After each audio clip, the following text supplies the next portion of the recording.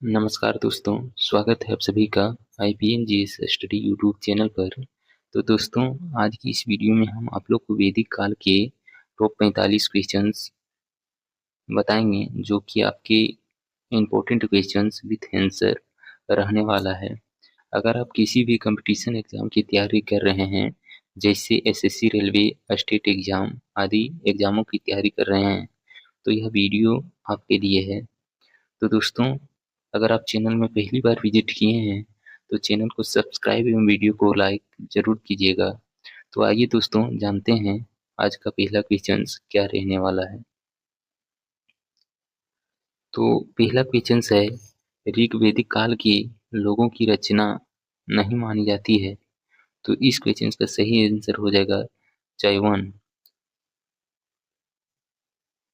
अगला प्रश्न है, वैदिक काल में किसकी सामाजिक राजनीतिक संरचना का वर्णन मिलता है। तो इसका सही आंसर हो जाएगा कौटिल्य। अगला प्रश्न है, वैदिक ज्ञान का मुख्य स्वरूप क्या था। तो इसका सही आंसर हो जाएगा कर्मकांड ज्ञान। अगला प्रश्न है, किस ग्रंथ में वैदिक युग का सामाजिक विवरण मिलता है ना। वैदिक युग का सामाजिक विवरण मिलता है, तो इसका सही आंसर हो जाएगा ऋग्वेद में। अगला प्रश्न है, यहाँ उत्तर लिखा गया है, उत्तर नहीं होना चाहिए। वैदिक त्रयी कहाँ नहीं मिलती। तो इसका सही आंसर हो जाएगा ऋग्वेद में, सामवेद में और ब्राह्मण, यह तीनों जगह में त्रयी नहीं मिलती। अगला प्रश्न है, वेदों की संख्या कितनी है। तो इसका सही आंसर हो जाएगा 4 वेद हैं। अगला प्रश्न है, वैदिक जीवन में कितने आश्रम थे। तो इसका सही आंसर हो जाएगा 4 आश्रम। अगला प्रश्न है, वैदिक वाङ्मय का मुख्य तत्व। तो इसका सही आंसर हो जाएगा कर्मकांड। अब चलते हैं नेक्स्ट क्वेश्चन। प्राचीन भारत का मुख्य व्यवसाय। तो इसका सही आंसर हो जाएगा प्राचीन भारत का मुख्य व्यवसाय कृषि था।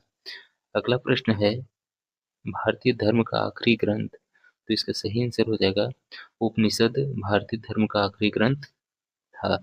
अब चलते हैं नेक्स्ट क्वेश्चन। प्राचीन चित्र निर्माण किसका कार्य था। तो इसका सही आंसर हो जाएगा चंडाल का प्राचीन चित्र निर्माण का कार्य था। अगला प्रश्न है, प्रथम संगीत ग्रंथ। तो इसका सही आंसर हो जाएगा सामवेद प्रथम संगीत ग्रंथ है।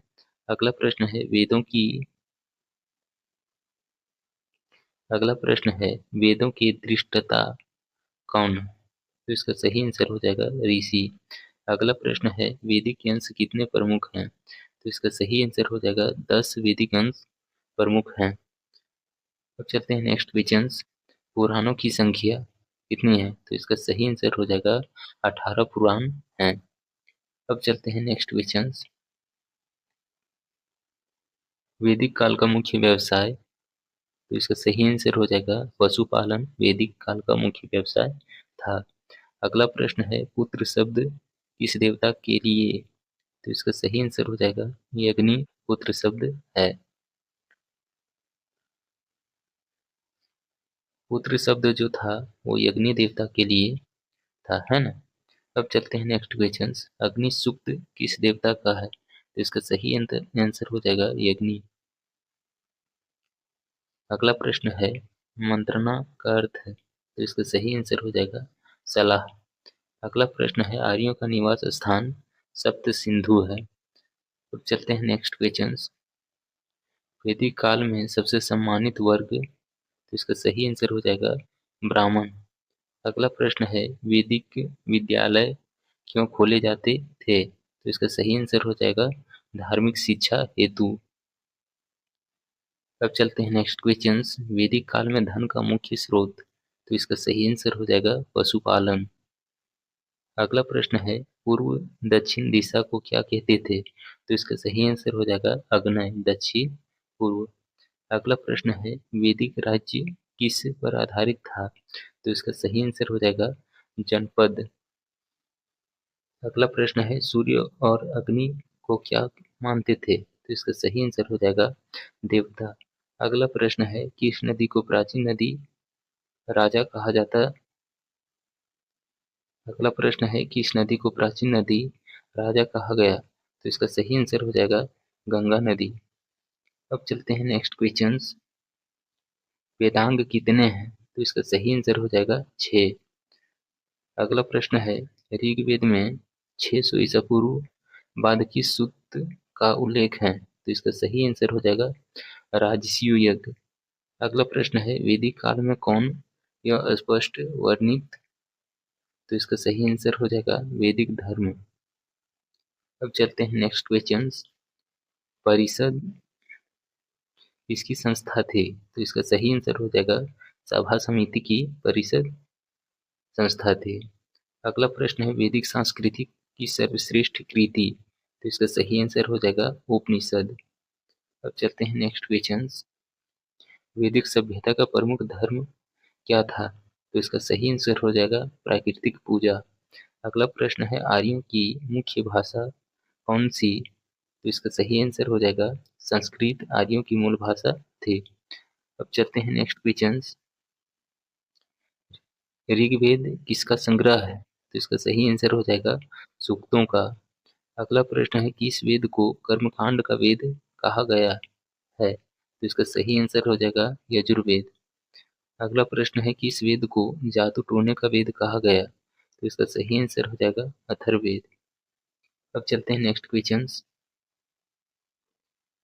वैदिक समाज में सबसे बड़ा संयुक्त परिवार किसे मानते थे? तो इसका सही आंसर हो जाएगा कुल।